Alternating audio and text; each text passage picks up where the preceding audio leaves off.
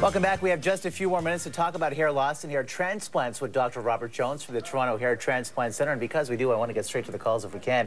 Lorraine from Winnipeg on the line. Hey, Lorraine. Hi. Hi. What's your question? I have lupus, and I've had lupus now for about 25 years. And over those periods of time, I've lost a majority of my hair. In this last 2 years, it has gotten quite thin. And I was just wondering, is there anything I can do about this? All right. Thanks for the question, and thanks for tuning in all the way from Winnipeg. What can Lorraine do? Well, it's a difficult problem for sure, Lorraine. It's definitely all the autoimmune diseases can cause significant hair loss. And usually the problem with autoimmune disease hair loss is that usually there's thinness not only on the top of the head but also the sides and the back. So there's not a great donor site. Now, I don't know exactly what your situation is, but my guess is that the hair is probably thin on the sides and the back as well. So you're not a good candidate for a hair transplant.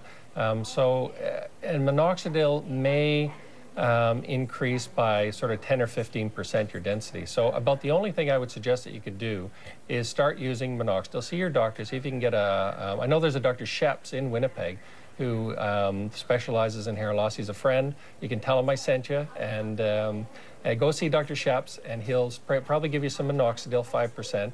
And the other thing you could try is either the cosmetic hair thickeners, which is little fibers that you can sprinkle on your head. It'll make your hair look denser. And as long as you have enough hair to take it, it's going to definitely help. And the last option, if it gets too thin, is sort of a wig or some sort of, and again, I don't know how severe it is, so it's difficult for me to say, but I'm sure Dr. Sheps would help you out there. Lorraine, what do you think of those procedures? Is that something you would consider? Definitely go and see the doctor in Winnipeg. I don't know, when you have lupus, you know, you have your head tends to sweat a lot. So, you know, a wig is kind of like, I try to wear one before, especially in the summer months. It's really bad. It's uncomfortable for you. That's a good point. And also the fibers that you talked about, is this something that you can shower with or swim with? Oh, well, if you shower or swim, it comes off. But you usually can sweat and it doesn't. Like, I've put it on and gone for a run and it doesn't run down. It sticks through electrostatic forces to your hair.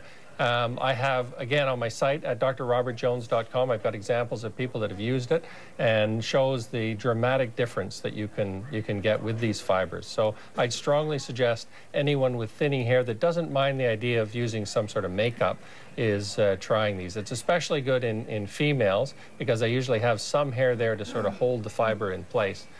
Are there wigs that are able to breathe more, especially during the hotter summer months? Yeah, for sure. There's people that do produce great wigs that people seem to tolerate fairly well. So, you know, just because you've had bad luck with one wig, I would certainly suggest, I've got a few people that I can recommend that do a great job on wigs as well. All right. And can she contact you on your website as well? She could contact me through my website, or again, since Dr. Sheps is so close, it'd probably be a good idea to start with him. But if you have any problems whatsoever, don't hesitate to contact me. All right, Lauren, thanks again for your call. Terry from Thunder Bay. Hey, Terry. Hi, doctor. How are you doing today? Good. Yes, I've been watching your show, and I've been concerned about the hair loss that you've been talking about.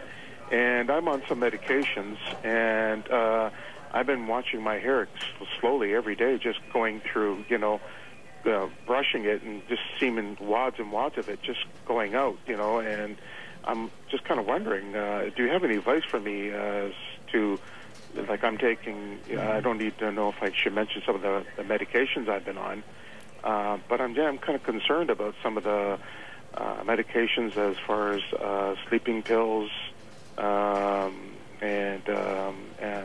muscle relaxants and antidepressants I've been on.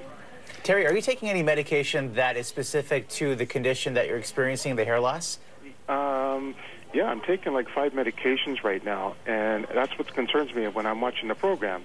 Well, definitely there's a number of different medications, and in the classes that you've mentioned, there's definitely a number of medications that can cause hair loss. And I think probably the best thing, you know, it's difficult for me to sort of comment because I don't know exactly what your situation is medically, but I would say the best thing to do would be is to go back to the doctor that prescribed the medications and sort of mention ask him if he thinks that any of these medications cause hair loss. And sometimes there's there's different medications in the same group that have less effect on your hair, and you can switch to a different medication that has less effect on your hair, and you still get the same beneficial effect of a different medication. So if it's causing you that much distress, I definitely suggest you go back and speak to him. Terry, thanks a lot for that call. Let's get to Diane in Waterloo. Hi, Diane. All right, looks like we might have just... Diane, are you there? Yes, I am. Oh, okay, we have you. What's your question? I have a 28-year-old daughter who's actually going for hysterectomy next week. She had 2 treatments of Depo when she was 17. She hasn't taken birth control since. She doesn't have a thyroid problem, and she's not allowed to take minoxidil. And she has been losing her hair by the handful over the past 6 to 8 months. We don't know if it's related to her having a hysterectomy or not, or what the problem is. What's the doctor saying? They aren't addressing it at all. Okay. They're just concerned about the other issue, and they're saying it's not hormonal. That seems like well, I they mean, ruled a just lot the of things fact, out already. yeah, I mean, but just the fact that she's having, you know, again, it's hard for me to comment because I don't know exactly what her medical situation is. But the fact that she's having a hysterectomy, there must be something hormonally that's, you know, again, it's difficult for me to say, but I would say the place to start again is maybe to go to a dermatologist or an endocrinologist and have it looked at further in terms of hormonal abnormalities that can cause hair loss. Yeah, that's a very young age for that to happen. It can be very distressing for sure. Oh, yeah, because she actually has bald spots now. Wow, that's tough.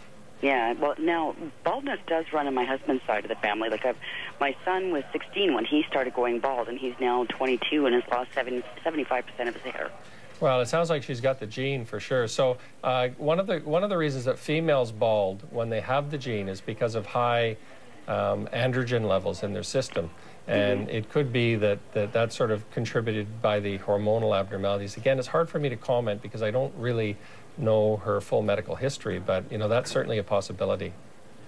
Diane, thanks so much for your call there. And such a psychological impact this has as well on a lot of people. It's, especially in females, it's huge because it's, again, for males to lose their hair, you know, there's some males lots of males that shave their head and they're movie stars. But, you know, for a female, it's associated with, usually with illness when their hair thins out at a young age, and it's very tough on them for sure. Have you encountered a situation where people have come into your office and they're convinced that they're losing hair, but you see them and you say, no, you're just panicking?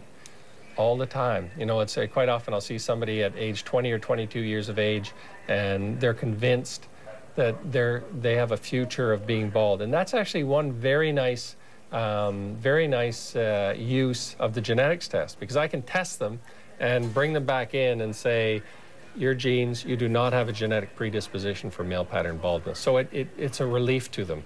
And it really, you know, it's not that expensive. And then they don't spend the next 10 or 15 years worrying about whether they're going to lose their hair or not. A huge relief. Great advice today, Doctor. Thanks so much for coming in.